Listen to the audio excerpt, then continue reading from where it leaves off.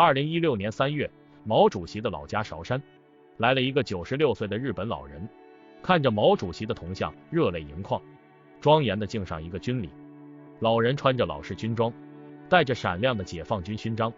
朗诵着毛主席的词《沁园春雪》。老人的行为引得周围一群游客侧目，让人不禁心生疑惑：一个日本老人为什么有解放军的勋章，还专程跑来祭奠毛主席呢？这是怎么回事？原来这个老人名叫小林宽诚，是个日籍八路军，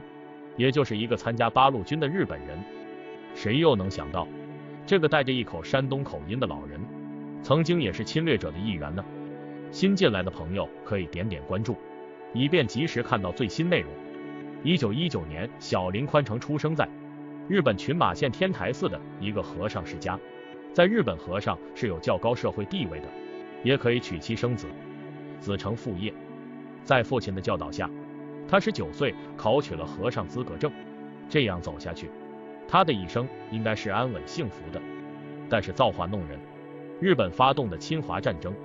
改变了包括他在内的绝大多数日本人的命运。本来和尚应该是向善的，但是在日本政府的鼓吹和洗脑下，让日本民众感觉像是来帮助中国一样，致使大量日本人对征兵不是十分反感。1939年，日本为了加快侵华步伐，提出了全民皆兵的口号，并强制征兵。1940年，一纸征兵令让小林宽诚成了侵华日军的一员，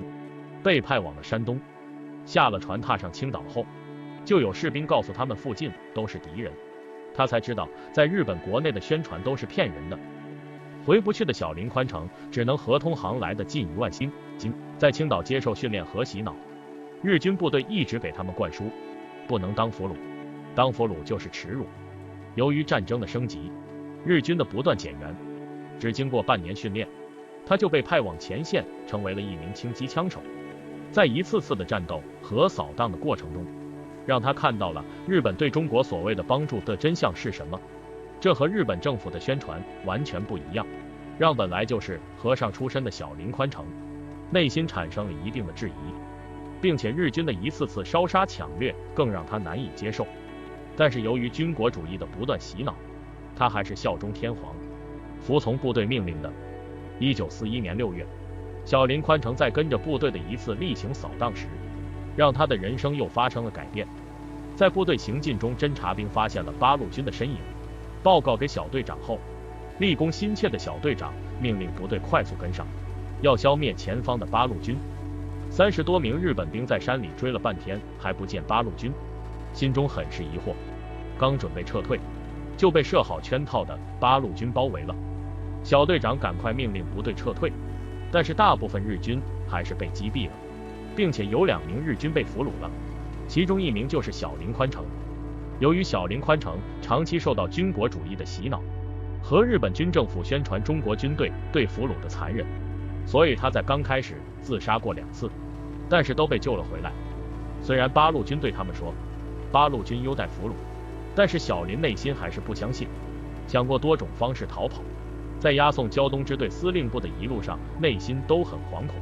怕受到非人的折磨。俗话说得好，路遥知马力，日久见人心。小林在被俘虏的一段时间里，八路军从未对他有过任何折磨，而且还把最好吃的都留给了他们，所以渐渐放下了对八路军的戒心。正好这时候我党建党大会召开，八路军还邀请了小林宽诚去延安参加。也是这时候他才知道俘虏他的是山东纵队胶东第5旅东海军分区。在这个会上，小林宽诚感受到八路军对俘虏的态度不是表面工作，不但没人因为他是日本战俘就用异样的眼光去看他，而且都对他非常亲切。这让他特别的感动，因为他作为一个俘虏，竟然被邀请到如此重要的会议，这让他感觉我军是将他完全当作自己人一样，好感一下便加深了很多。并且在小林宽诚养伤的这段时间里，敌工科的科长张坤还主动提出要教他讲中文。后来小林宽诚回忆道，我刚开始学习中文也只是想为了以后方便逃跑。一天晚上，小林宽诚正在沉沉的睡觉时，外面突然响起了一声枪声，他立即从梦中惊醒。他不安的心想，日本人来偷袭了，八路军肯定会怀疑是我报的信，这次真完了。谁知我军战士来叫他，并不是将他处决，而是希望他能够告诉我军战士应该如何对抗日本人，这让他对我军的印象彻底改变。与此同时，他终于意识到我军才是真正热爱国家、热爱人民的好军队。在9·18纪念会上，他见到了主席，听过主席讲的我党的思想后，小林宽诚逐渐对日军发动的战争进行了反思，想通了这场战争完全是日本的侵略，为祖国感到羞耻。曾经作为和尚的他，也想为两国和平做点什么，最终决定加入八路军。在这一年年底，中文学的差不多的小林宽诚被送往了延安的日本工农学校进行学习。到了1939年11月，小林宽诚又加入了由山本一夫在山西成立的日本士兵觉醒联盟反战组织，里面都是觉醒过来的日本兵。由于加入八路军后，面对的敌人是自己的同胞，所以他们更多的是反战宣传。1942年3月，小林宽诚从延安回到了山东胶州，在山东纵队政治部敌工科工作。在他的建议下，还成立了胶东地区的觉醒联盟。小林宽诚任秘书长和宣传部部长，后来他又任反战同盟山东协议会的支部书记。小林宽诚的宣传工作可谓是出生入死，最多的是潜伏到日军据点300-400米的地方，对日本官兵进行反战宣传。他的喊话内容主要是以曾经是侵华日军的身份，劝说据点日军不要再继续这场侵略战争。每一次劝说真诚至极，唤起他们对家乡和亲人的思念。为了确保小林宽诚的人身安全，每次喊话都是在夜间进行。即使如此，每次潜伏到据点那么近的距离都要冒很大的风险，随时都有牺牲的可能。小林宽诚的安全不止来自日军，很多村民都受到过日军的残害，所以十分仇视日本人。所以为了安全，在村子里边住的时候，他很少接触村民，并且要经常换住所。由于反战同盟的宣传，让日军的军心涣散。1943年初，日军出高价悬赏反战同盟队员的头颅。为了安全，组织上先后把小林隐蔽到2个老乡家里。时隔60多年，小林还记得第一位陈姓的武工队长亲切地称他为战友，每日3餐变着花样的做，家里的小孩都经常跑到远处给他放哨，所以小林的中国话一直带着山东口音。直到日本宣布投降，他才从农民家中走出来。但考虑到日本国内纳粹主义和军国主义依然猖獗，让小林宽诚在这个时候回去太过危险，于是中央决定让他暂时留在中国，协助处理日本战俘回国的相关事宜。1946年，舒同作为小林宽诚的入党介绍人，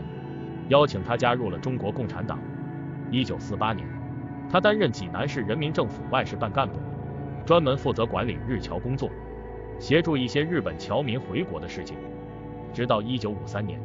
小林宽诚以内蒙古丰镇人民医院